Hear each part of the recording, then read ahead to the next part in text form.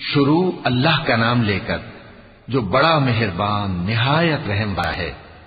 کیا لوگ یہ خیال کیے ہوئے ہیں کہ صرف یہ کہنے سے کہ ہم ایمان لے آئے چھوڑ دیے جائیں گے اور ان کی آزمائش نہیں کی جائے گی؟